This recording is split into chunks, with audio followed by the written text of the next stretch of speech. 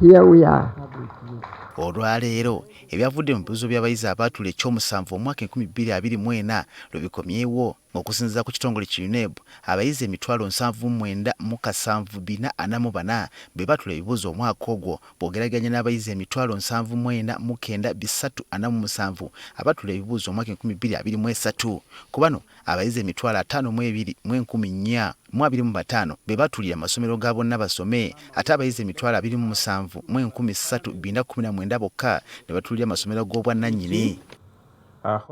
Kati okwenga kw'abayizi abatudde omwaka guno kwonna amasomero ga P.L.E okwongera okwaza abayizi, Minisita agamba nti kimuwadde essanyu era ne kiviirako n'omuwendo gw'abaana abawanduka amasomero okukendeera. Our universal education policy has enabled more children to attend school, as seen from the significant increase in candidature and decrease in dropout or absenteeism. Kyokka n'agamba nti newankubadde abayizi abawanduka amasomero bakendedde, abatunda bakyawanduka bamukengentereza emmeme, ate n'alagira abakulira amasomero naddala ga P.L.E okufuba okunogera ensonga eno eddagala. To pay attention to the problem of learner dropout, especially those that have registered for P.L.E, we must look into this issue and understand why a learner who has registered to sit P.L.E does not show up to sit these exams.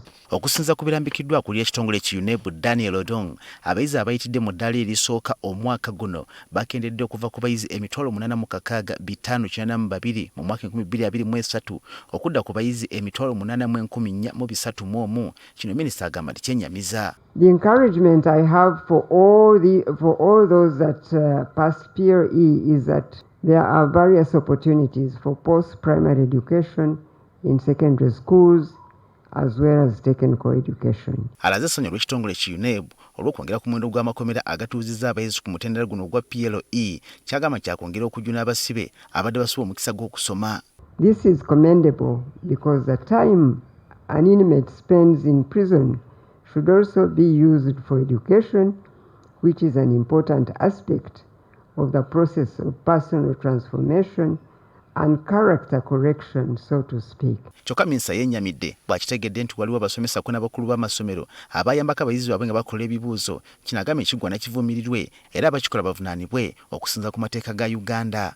And thereafter subject those found guilty to the appropriate disciplinary process of the teaching service. Musanyufu olw'ekigonjiddwa ekitongole ki UNEB ekyokutunuulira obuyigirizi bw'abayizi nga basinziza ku bukugu bafunyeeko n'amagezi so si bubonero nga bwe gubadde. I am glad now that the items that UNEB is using in the examination papers are addressing the use of knowledge and skills in solving our everyday problems, just as I mentioned earlier about the mastery of knowledge and skills. This is the thrust of our education.